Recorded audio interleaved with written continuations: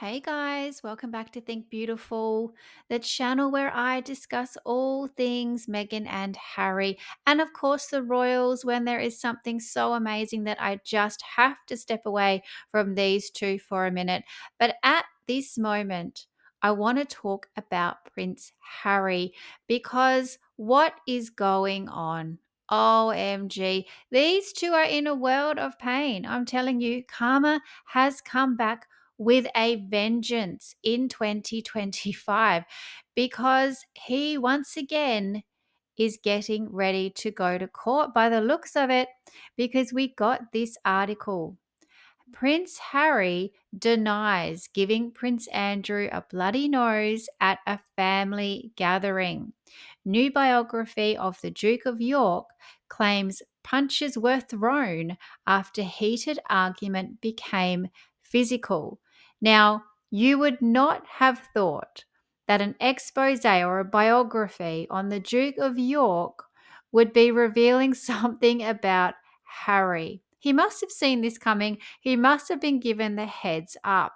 But this is completely scathing. This is going to tear his character apart because he tried so hard in Spare to paint William as the baddie, as the one who was the aggressor. But now we're starting to hear a different narrative. So let's read a bit of this article. Prince Harry has denied he gave Prince Andrew a bloody nose during a fight at a family gathering in 2013. Now, before I go into this article, there are two incidences that this biography is talking about. The first one is 2013. So, this is pre Meghan. There are already issues going on between the two of them. According to an excerpt from a new biography of the disgraced Duke of York, published in the Daily Mail on Saturday, the pair had a heated argument that escalated into a physical altercation. Punches were thrown over something Andrew said behind Harry's back, the author Andrew Lowney claimed. Oh, I would love to know what that was. Keeping in mind this is before Meghan. What would he have been saying about Harry? I mean, these two are so similar, but there you go. They're not getting along, and I didn't realize this had been going on since 2013. The alleged fight began when Harry told his uncle he was a coward not to say it to his face. That is so aggressive. Harry got the better of Andrew by all accounts, leaving him with a bloody nose before the fight was broken up. Wow, I can't imagine being at a family do, like goodness knows what this was. When they say family gathering, it's not just like a barbecue or something. Like it's going to be like a proper royal event, isn't it? Or was it at Sandringham? Like where was this? Was Harry at Sandringham in 2013? I guess he was. This would have been crazy to have seen. Now, the palace obviously kept this very, very quiet. Tell me if anything like this came up in the news, but the royal family are very good at preserving character. They know how to keep things under wraps. So, as far as I'm concerned, this never got out. But this article continues. Lowney's biography, entitled The Rise and Fall of the House of York, also claims Andrew told his nephew that his marriage to Meghan Markle, now the Duchess of Sussex, we know, thank you, would not last more than a month. Oh, oh, that wouldn't have gone down well for sure. I'm just glad someone said it to his face. How funny. He allegedly accused Meghan of being an opportunist and thought she was too old for Harry, adding that his nephew was making the biggest mistake ever and told his nephew he had gone bonkers. It's all coming out, accusing him of not doing any due diligence into her past before they got engaged in 2017. Now, what does Andrew know about Meghan Markle? There are so many rumors out there. People really want to know, had they met previously? If you know what I mean. Wink, wink, nudge, nudge, say no more. I mean, I love this photo as well. I just love it. He looks like he's just heard her do a fart or something. Like that's that look that you give, like, huh? Are you joking? And she's got this fake smile plastered on her face. And Harry, I don't know, it just looks facetious. There's something about him. It's just that look. He did that at the king's coronation as well. It's a real smug, fake. I hate it. It doesn't look nice at all. But there you go. These three not getting along. Yeah, yeah, so punches are being thrown allegedly. Allegedly, Harry, don't sue me, okay? I'm just reading the articles for goodness sakes. Don't send your lawyers across to me, okay? I've got no money anyway, so good luck with that.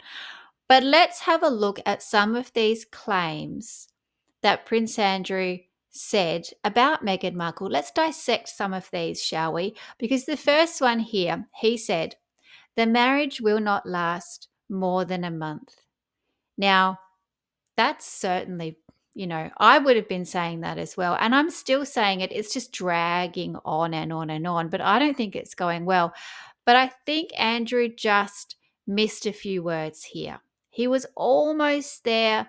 All he had to do was add a few words and say, the marriage will not last more than a month before she starts brainwashing you, allegedly.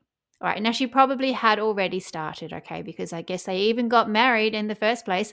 But if he had just, I think, been a little bit more specific, maybe Harry would have understood where he was coming from. Another thing that Prince Andrew said was Meghan Markle is an opportunist, which I think is a positive quality. Surely Meghan would have seen that as a positive thing. But is Meghan Markle an opportunist? Duh. What do you think this is? What do you think this is?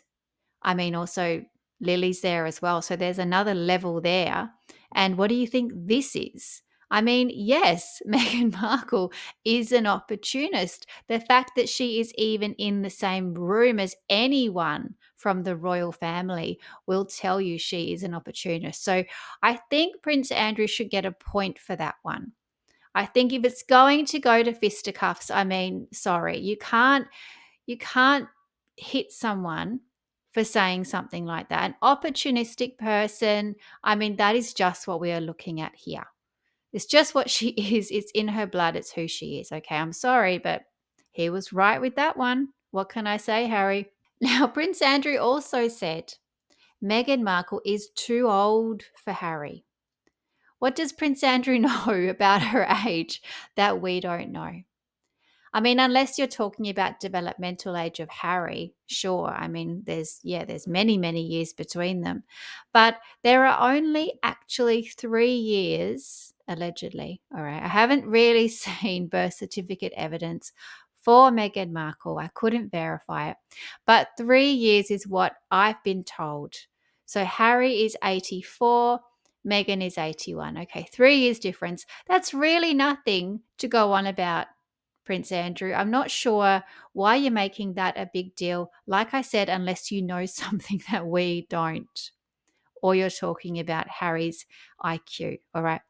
But I'm sorry, Prince Andrew, I can't give you this one. You don't get a point for this because have a look at your own back garden. All right. Because we've got here 4 year difference between Eugenie and Jack. I mean, that's more than 3. So what are you talking about? Also, your other daughter, Andrew, there's 5 years difference between Beatrice and Eduardo. All right, 5 years. So I really don't know why he's saying this. He must have more information. And don't forget between these two, there was 13 years. Oh my goodness. I mean, that's what you should be talking about. But anyway, that's a whole nother story. Obviously, that one didn't work out. And Prince Andrew, I really don't think you should be talking about ages, especially ages of women, because yeah, okay, let's just move on. Let's move on from that one. Now, Prince Andrew also said, you're making the biggest mistake ever, and you're bonkers. Now, see, these are funny statements. There are so many worse things he could have said. It's so funny that these types of things are getting under Prince Harry's skin, allegedly, because we don't know that this happened. I'm only reading what I'm reading. This biography sounds amazing. I might have to read this. But he said, "You're making the biggest mistake ever," which is so close, Andrew. You've missed a word, because remember, it's making the biggest mistake as ever. It's as ever. Just don't forget that her very forgettable brand, it's actually called As Ever. Don't worry, I'm sure no one will be talking about it in like a year, maybe 2 years max. Okay. And then this other one, you're bonkers. I mean, how tame is that? And I have to give it to Andrew because, yeah, yeah, I think you're probably right there. He is probably bonkers since way back when. Anyway, let's keep going. Late on Saturday, a spokesperson for Harry and Meghan said, "I can confirm Prince Harry and Prince Andrew have never had a physical fight." Okay, so they are denying that this fight ever took place, nor did Prince Andrew ever make the comments he is alleged to have made about the Duchess of Sussex to Prince Harry. Now, I want to hear that from a spokesperson for Prince Andrew, to be really honest. Why do I want to hear that from Harry and Meghan's people? That doesn't make any sense to me. So I'll wait to hear back from the palace on that one, you guys. The Duke and Duchess have sent a legal letter to the Daily Mail. Of course, they have. They have these things ready to go. Harry has stationery just for this purpose. I'm sure a big part of the budget for these two is stationery ready to send out letters just like this. And also all their HRH little memos that they have lying around for whenever they feel like ordering ice cream or something.